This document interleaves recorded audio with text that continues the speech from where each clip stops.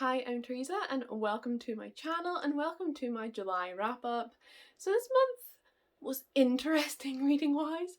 I was in a bit of a funk throughout a lot of the month and I just kind of sought refuge in fan fiction. So although I was reading, it wasn't books. But I did manage to read quite a few books, to be honest. Almost all of them are romances though. I am currently obsessed with adult romances, so that is what I've been making my way through this month. So slightly different books to what I usually talk about my wrap-ups, but hopefully you'll stick around and you'll still be interested in them, because I most certainly am. I had a great time with the books I read this month.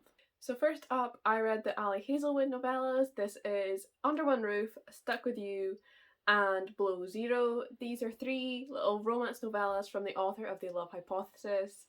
And I read, I think, all of them in like one sitting. I read two of them just one after the other until it was quite late at night.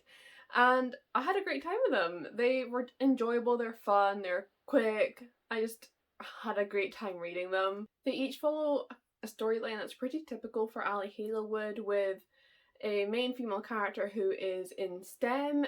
These are all recent graduates, and the three main characters of these books are all best friends, and you get like a romance for each friend. And they each end up in fun situations. There's a bit of hate to love. This seems to be Ali Hazelwood's favourite trope to write, and yeah, it was fun. I just had a good time with them.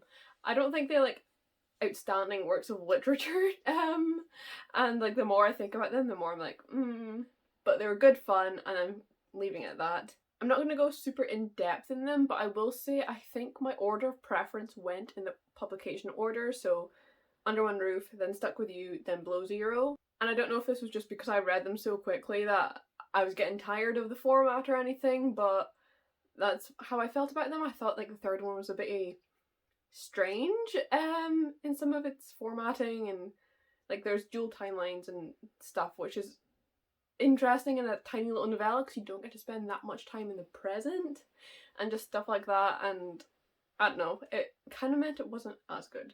But yes, they were all fun. And it does kind of show though that Ali Hazelwood only knows how to write one book. And I say this as I love her books. I just find them so enjoyable to read, so gripping. They're just a bit of fun, right? But all of her female main characters are almost exactly the same. And all of her male love interests are almost exactly the same. Like there's barely any difference between them. And then when they all have this kind of hate to love dynamic, it just feels a bit repetitive, considering I've now read 5 of her books and they're all like this. So there's definitely room for criticism there, and although it's fun, I just want to point that out because I know that bothers some people. I'm fine with it. It doesn't usually bother me, though I am very aware of it. Like when I read it and I get the description of someone else, I'm like, oh my god, it's just the same person. Like, I get it. So yes, those are the novellas. A bit of light fun. Had a good time with them. And then I picked up Book Lovers by Emily Henry. I've been seeing the internet lose their minds over Emily Henry for a while, especially with the release of her newest book, Book Lovers. And so I saw it in a little deal in Asda and I thought, you know what, I'm gonna give it a try. And it's worth it. I had a brilliant time. This book, it was really good. It was slightly different from some of the other adult romances I've read, and at times it felt a bit more lit-ficky rather than just romance. I don't know if it was just slightly more mature writing style or characters, or just the overall content of the book, but it definitely felt just slightly more mature, and it was okay. I do prefer the little fun ones, but this was still definitely a good fun time. So this follows Nora and Charlie. Nora is a cutthroat literary agent living in New York City, and Charlie is an editor. And the two of them meet, I think it's a couple of years ago before this book, to discuss working together on a book. It doesn't go particularly well, this meeting, and they decide they don't really like each other. But then this book goes on to make it really, really big. And Nora, who represents the author of this book, she is kind of reeling in her success, but also struggling with her life in New York as romances keep failing for her and she has lots of trust issues and things. And so her sister takes her away on a little retreat to a small town, the setting that inspired this book that went on to get really big, and the two of them spend their time there. But then Nora keeps running into Charlie there, and the two of them reconnect and realize that they don't actually hate each other all that much, and they quite like each other actually. And it's a sweet romance. I really enjoyed it. I felt like it's easy to market that as an enemies to lovers, but really it's not. Like, they kind of slightly disliked each other and got over it pretty quickly. Like, there was no I loathe him with my whole being, which I don't like in contemporary romances. So like, it worked for me. I enjoyed that. And I just really enjoyed their dynamic and the way that they just so completely understood each other in a way that the people who had been in their lives previously just didn't, and they just finally had this person that got them. I really enjoyed that. I liked through their characters learning a bit more about the publishing industry. I'm kind of aware of a lot of things in it, definitely more over the past couple of years than I used to be, and I just find it really interesting. I don't think I want to work in publishing, but I find it a really interesting industry, and just seeing a bit of like their lives, especially New York, which is like a major hub of publishing. It was really interesting. And the sister relationship between Nora and her sister, also amazing. I love the little family dynamic they had going on there. And it was just overall a really good time, surprisingly emotional. I stayed up till 1 o'clock in the morning to finish this, which I've not done for a book in a while, which was a really good feeling. But also it made me cry. So yeah, it hit me with some emotions towards the end, and I enjoyed it, and I just couldn't put it down by that point. I just flew through the final part of this book. Once I got into it and more used to this slightly more mature writing style that I mentioned earlier, I was so hooked and I couldn't put it down. Had a great time with this. And I'm definitely going to be picking up more Emily Henry. I've just bought You and Me on Vacation and Beach Read to read hopefully sometime soon, and I'm really, really looking forward to them. The next two books you may already be familiar with because I read them for a vlog, which I'll leave linked down below if you haven't seen it yet. So the first of these books is Epically Earnest by Molly Horan. This is an absolutely tiny young adult contemporary, and this follows Jane, who was one of the first internet viral moments when she was discovered as a baby abandoned inside a Gucci bag, and then subsequently adopted by her adoptive father. And now she's a teenager and she's questioning whether she should reach out or try and connect to her birth parents. She's got a lot of questions about where she came from, and she's also just navigating being a teenager in high school and doing high school things and having friend drama and also a crush on her best friend's cousin, Gwen, and just lots of fun teenage things like that. And I really wasn't sure what to expect going into this book. I just had no idea whatsoever about what it was about. I hadn't heard many people talking about it. It is a brand new release, I think June, because it's a review copy. And yeah, it was okay. I gave it 3 stars. I just really wasn't sure how to feel about it because at times I was just a bit bored. Like, I feel like I'm outgrowing high school set stories, and even in general my reading tastes are leaning much more adult than young adult recently. I still love young adult, don't get me wrong. I'll still mostly be reading it, but recently I'm just feeling adult. And this book it was very teenage, it was set in high school, and I just don't care about American high school stories. I've never been hugely fond of them because it's nothing like my high school experience in Scotland. A lot of it's stuff I don't care about, and even when I was the target age I didn't care about, but now that I'm older and I've read quite a few, I'm realising I just don't care that much, and that's fine. So yeah, this book suffered for that, in my opinion, though obviously people who enjoy that type of story would enjoy this. And I find the plotline revolving around Jane looking for her biological family and questioning where she came from really interesting. I would have liked to have seen more of it. I felt like it was overshadowed by the high school drama, but again, my opinion, because I don't like that aspect so much.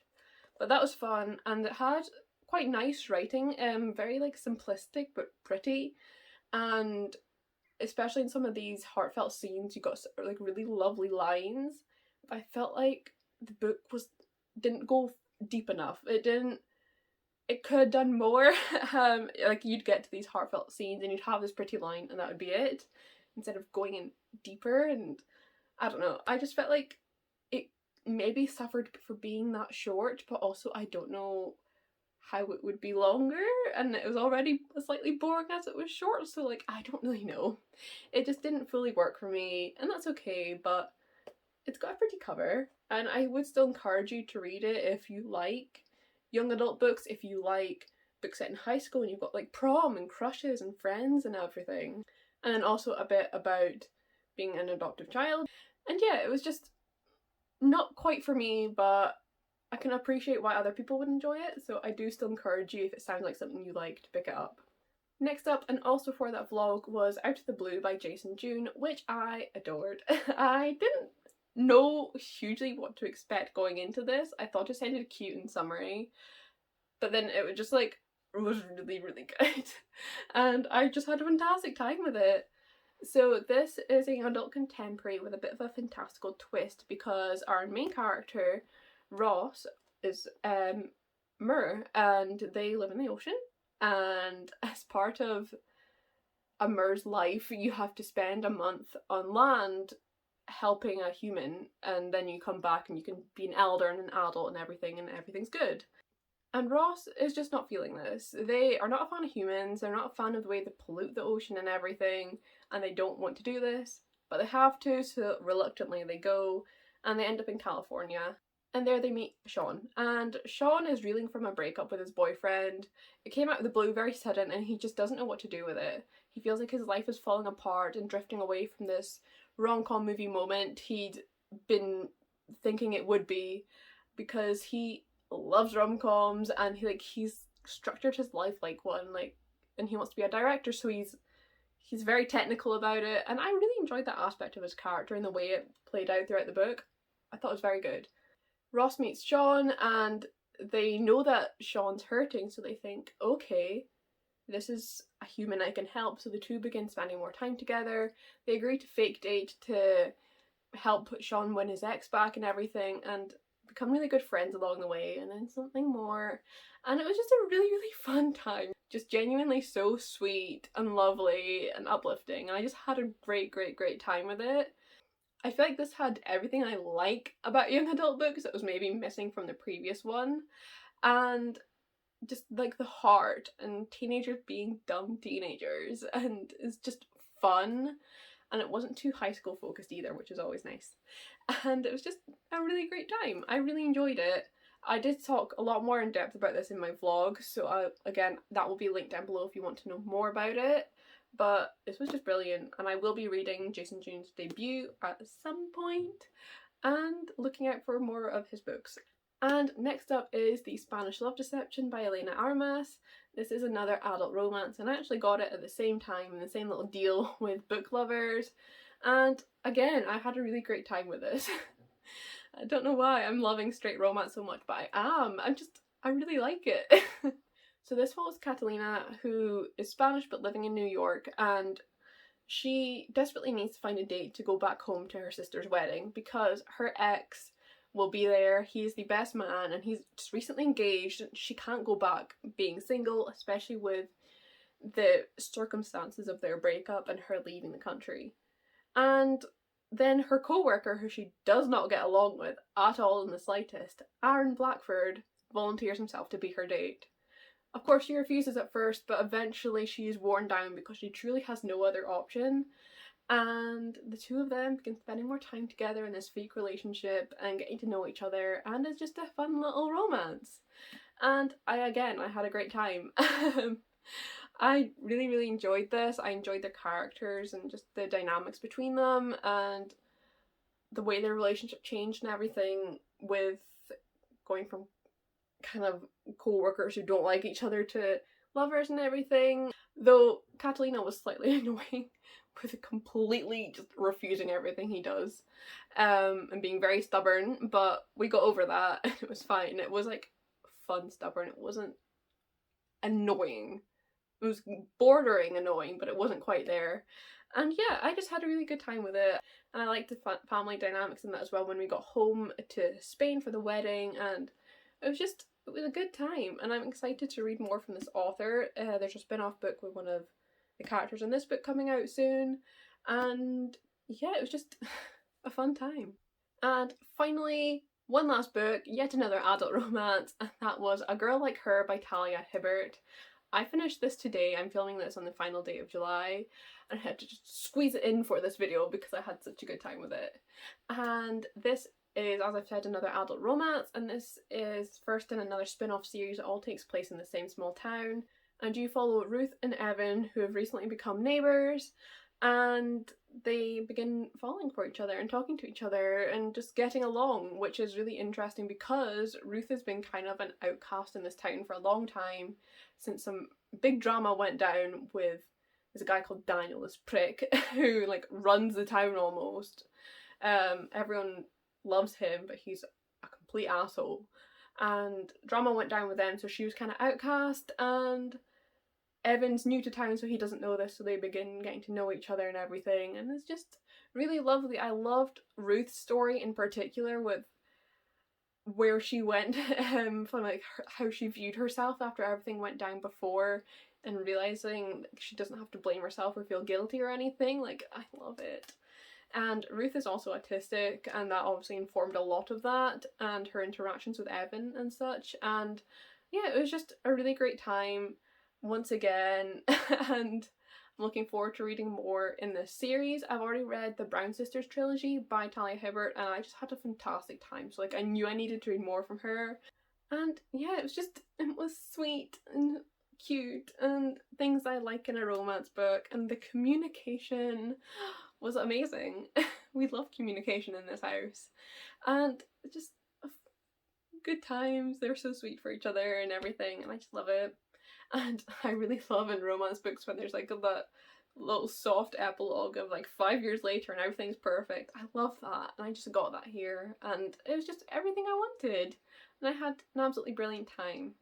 And yes, that has been everything that I read in July. Definitely a bit different to my usual reading, but I don't know, I was just in a kind of romance mood, so that's what happened. Next month I will be back to kind of my usual stuff, reading more queer books since I only read 2 this month. And yeah, it's gonna be ace. And I am excited about all the books I have on my list for next month.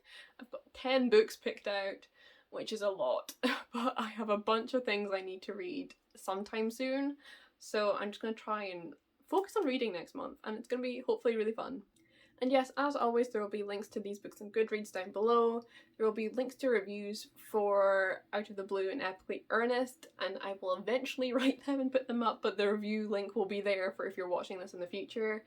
And yes, I also have my social media linked: Instagram, Twitter, TikTok, Goodreads, all that good stuff. And if you've enjoyed this video, I'd really appreciate it if you could leave a like, a comment. Have you read any of these? Do you want to? What did you read this month? If you don't know what to say, then just leave a purple heart so I know you're here. And also subscribe if you haven't already. It would really mean the world, and you won't miss any new videos from me. And yes, thank you for watching. I hope you've enjoyed, and I'll see you in another video soon.